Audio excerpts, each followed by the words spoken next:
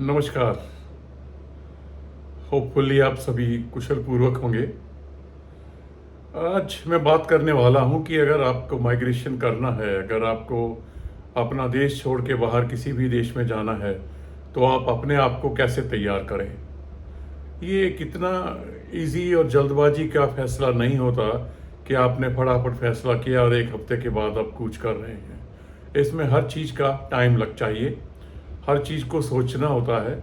और मेरे विचार से बेटर होगा कि आप अकेले हैं तो अकेले, पार्टनर है तो पार्टनर के साथ पेन और पेपर लेके बैठें और उसके बाद एक एक चीज़ के ऊपर डिस्कशन करें, अपने आप को मेंटली प्रिपेयर करें।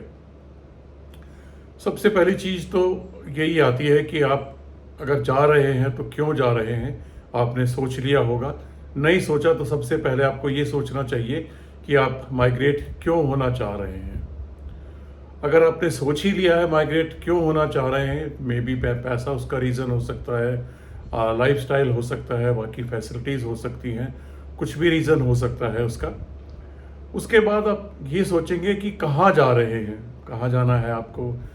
यूरोप में जाना है, अमेरिका में जाना है, कनाडा में जाना है, न्यूजीलैंड में जाना है, ऑस्ट्रेलिया में जाना है। तो ये फैसला किसी और की नकल करके नहीं होना चाहिए। ये फैसला आपके अपने सर्कमस्टांसिस को देख के, आपकी प्रायोरिटीज़ को देख के होना चाहिए। मैं उदाहरण देता हूँ अपना ही। जब मैंने सोचा था तो सबसे पहले मैं शुरू हुआ था अमेरिका से। मैंने अमेरिका के बारे में रिसर्च की। जब अमेरिका के बारे में थोड़ा सा गहराई में गया तो मैंने देखा कि वहाँ पर क्राइम बहुत ज़्यादा है, बहुत ज़्यादा क्राइम है। और मुझे लगा कि वहाँ के सर्कमस्टांसिस मेरे हिसाब से ठीक नहीं है। फिर मैंने कनाडा का शुरू किया। कनाडा को जब मैं रिसर्च करने लगा तो वहाँ मैंने देखा कि 8 से लेकर 9 महीने तक तो सर्दी रहती है और जो बाकी के 2-3 महीने हैं वो भी हमारी सर्दी के बराबर हैं। यानी कि 8 से 9 महीने तो बर्फ़ रहती है और जो 2-3 महीने हैं उसमें उनके लिए बेहतरीन है, लेकिन हमारे हिसाब से वो भी सर्दी है। तो वो भी मैंने फिर उसके बाद रिजेक्ट कर दिया कि नहीं, इतने सर्दी वाले देश में मुझे नहीं जाना है। उसके बाद फिर मैंने कोशिश की ऑस्ट्रेलिया के लिए। ऑस्ट्रेलिया का मैंने क्वालिफ़िकेशन वगैरह असेसमेंट कराया, लगभग पूरा हो गया था। फिर अचानक देखते देखते मेरे सामने वेबसाइट पे आ गया 100% pollution free, crime free New Zealand. और फिर मैं न्यूजीलैंड की कोशिशों में लग गया और मैंने न्यूजीलैंड की तैयारियां की और माइग्रेशन किया। तो इसी तरीके से पहले आपको ये सोचना चाहिए आप कहाँ जा रहे हैं। सर्दी वाले इलाके में जा रहे हैं तो क्या आप सर्दी टॉलरेट कर सकते हैं 8 महीने 9 महीने, क्योंकि यूरोप में भी ठंड होती है, ज़्यादातर ठंड होती है। वो वाला टेम्परेचर तो आपको नहीं मिलेगा जो दिल्ली में मिलता है, पाकिस्तान में मिलता है, बांग्लादेश में मिलता है। लेकिन फिर भी खुशगवार मौसम वाली जगह तो जाना ही चाहिए। अगर जाने के बाद भी अगर टॉर्चर आपने भुगता तो फ़ायदा क्या है अपना देश छोड़ के जाने का। तो एक बहुत क्रिटिकल डिसीज़न होता है, लाइफ का डिसीज़न होता है, क्योंकि एक बार आप जल्दबाजी में फैसला लेते हैं, वहाँ जाकर पछताते हैं, या तो आधे अधूरे दिल से रहते हैं और या फिर वापस आ जाते हैं और मजाक बनता है। तो इसलिए इस पहलू पे भी आप देखिएगा। उसके बाद तीसरा ये देखिएगा जो सबसे ज़्यादा इम्पोर्टेंट चीज़ होती है, जॉब। आपका फील्ड क्या है, आप किस फील्ड में काम कर रहे हैं। आईटी में काम कर रहे हैं तो मुझे लगता है कि कहीं पे भी कोई सोचने की ज़रूरत नहीं है। आईटी की डिमांड तो हर जगह ही है, हर कंट्री इंतज़ार कर रहा है। लेकिन आईटी भी बहुत वास्ट फील्ड है। आईटी में मेनली सॉफ्टवेयर डेवलपमेंट में ज़्यादा स्कोप है। तो उसके बाद ये देखिए कि आपका फील्ड क्या है। अकाउंटेंसी है, उसकी भी डिमांड है। और आजकल क्योंकि पॉपुलेशन एक्सप्लोजन हो रहा है इन कंट्रीज़ में, कनाडा में, न्यूजीलैंड में, ऑस्ट्रेलिया में, तो वहाँ पर घर बहुत बन रहे हैं, बिल्डिंग बहुत बन रही हैं। तो वहाँ पर कंस्ट्रक्शन वर्कर्स की, कंस्ट्रक्शन सिविल इंजीनियर्स की, मैकेनिकल इंजीनियर्स की और ट्रेडीज़ की, जो ट्रेड वाले लोग हैं, प्लम्बर्स, इलेक्ट्रीशियंस, पेंटर्स, इस तरह की जो जो ऑक्यूपेशन है उनकी डिमांड बहुत ज़्यादा है। तो आपको ये सोचना चाहिए कि क्या आपके उस फील्ड की जिसमें आप एक्सपीरियंस्ड हैं या जिसकी क्वालिफिकेशन आपके पास है, उसकी डिमांड भी है या नहीं है। इसके बाद जब आपने देख लिया कि वहाँ पर डिमांड है, वहाँ की शॉर्ट स्किल में है या लॉन्ग स्किल्स में है, उसके बाद आता है कि हम डॉक्यूमेंटेशन कैसे करें, क्या क्या रिक्वायरमेंट्स होती है, वो सारा हम पूरा कर सकते हैं कि नहीं कर सकते हैं। जब यहाँ तक पहुँच ही गए हैं तो मुझे लगता है डॉक्यूमेंटेशन में तो कोई दिक्कत नहीं आती है। और आप जब कोशिश कर रहे हैं बाहर जाने की, जाहिर है आप पढ़े लिखे तो होंगे ही।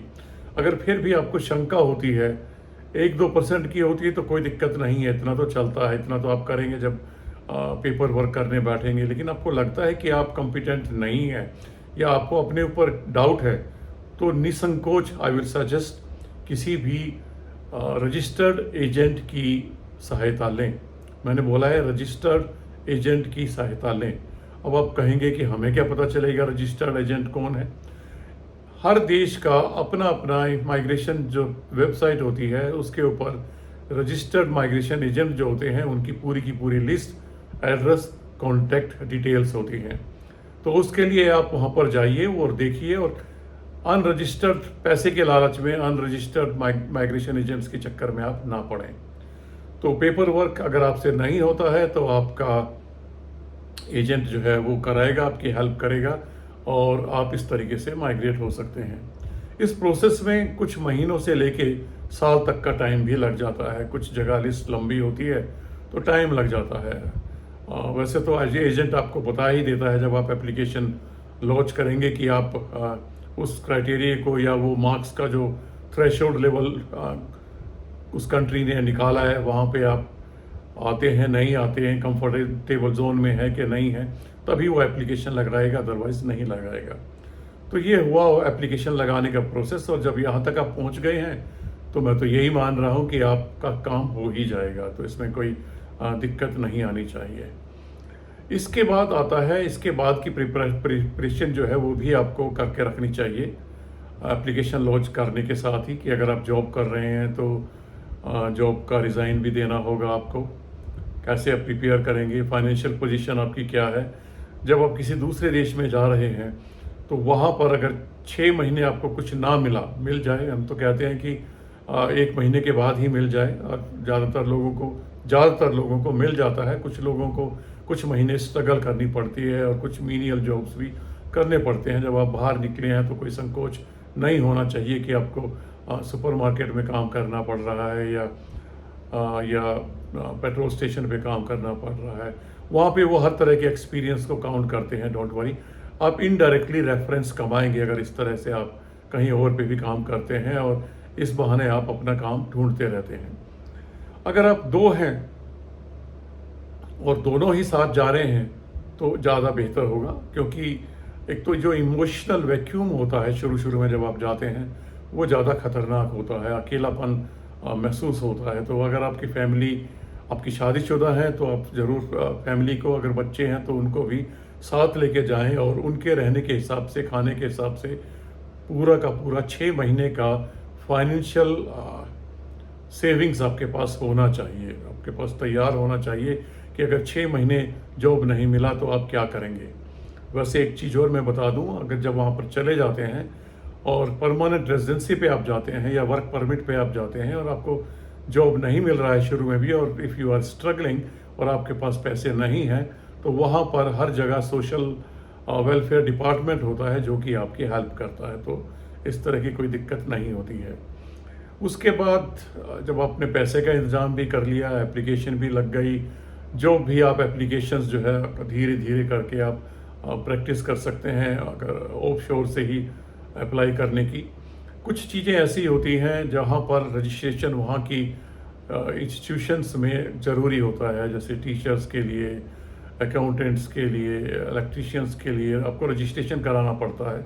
यहाँ की तरह नहीं है कि किसी एक मैच्योर दुकानदार के पास आप 2-4 महीने या 1-2 साल बैठे और आपने ऑटोमोबाइल का एक्सपीरियंस लिया या कंस्ट्रक्शन का एक्सपीरियंस लिया और आप कॉम्पिटेंट हो गए। नहीं, वहाँ पर वो लोग पेपर की क्वालिफिकेशन मांगते हैं, और उस क्वालिफिकेशन के साथ साथ आप अपना एक्सपीरियंस शेयर करके एप्लीकेशन बाकायदा लॉन्च करते हैं और आपका रजिस्ट्रेशन होता है, जिसके लिए आपको फ़ीस देनी होती है। तभी आप वहाँ पर ट्रेड्स में काम कर सकते हैं, या प्रोफेशनल काम जैसे टीचिंग का है, तो मैंने यहीं से ही टीचिंग का भी रजिस्ट्रेशन कराया था। तो ये चीज़ें बहुत ज़रूरी होती हैं, अगर यहाँ से करा दें तो आधा काम का आपका हल्का हो जाता है, और वो जो फ़ोटो स्टेट का पैसा आप महंगा वहाँ पे देंगे या और पेपर वर्क करने में जो परेशानी वहाँ भुगतेंगे वो यहीं पे हो जाती है। तो ये सब कुछ काम होने के बाद फिर आप क्या अपनी प्लानिंग करेंगे कि किस इलाके में रहेंगे, कौन सा इलाका अच्छा है, सबर्ब्स के बारे में देखेंगे, कहाँ पर स्कूल अच्छे हैं, कहाँ पर सारी फैसिलिटीज़ अच्छी हैं, और उसके बाद फिर आप इंतज़ार करेंगे अपना एप्लीकेशन के सक्सेसफुल खबर आने का, और उसके बाद फिर आप महीने में 15 दिन में जैसा भी होगा उसके बाद आप तैयारी करेंगे और उड़ जाएंगे। तो मेरी शुभकामनाएं आपके लिए, अगर आप तैयारी कर रहे हैं बाहर जाने के लिए। फिर मिलेंगे, धन्यवाद।